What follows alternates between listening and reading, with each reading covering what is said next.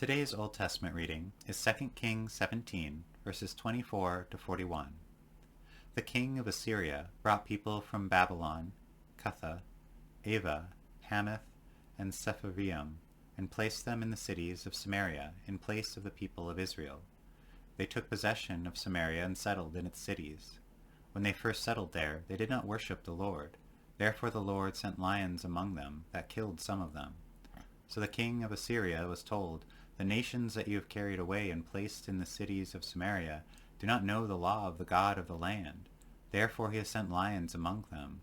They are killing them, because they do not know the law of the God of the land." Then the king of Assyria commanded, "Send there one of the priests whom you carried away from there.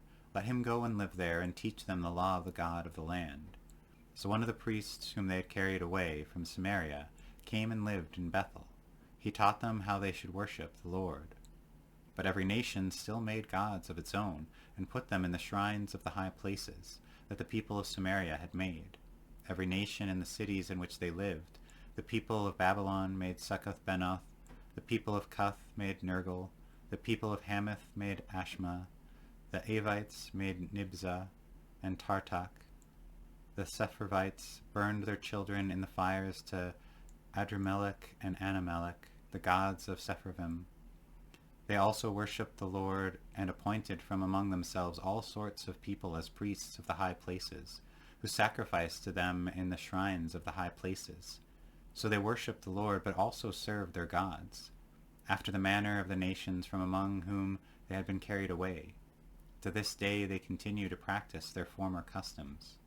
They do not worship the Lord, and they do not follow the statutes or the ordinances of the law or the commandment that the Lord had commanded the children of Jacob, whom he named Israel.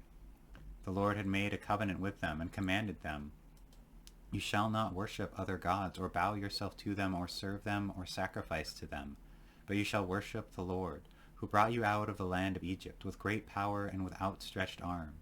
You shall bow yourselves to him, and to him you shall sacrifice. The statutes and the ordinances and the law and the commandment that he wrote for you, you shall always be careful to observe. You shall not worship other gods. You shall not forget the covenant that I have made with you. You shall not worship other gods, but you shall worship the Lord your God. He will deliver you out of the hands of all your enemies."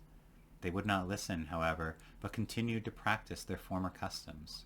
So these nations worshipped the Lord, but also served their carved images. To this day their children and their children's children continue to do as their ancestors did. Have a wonderful day, and God bless.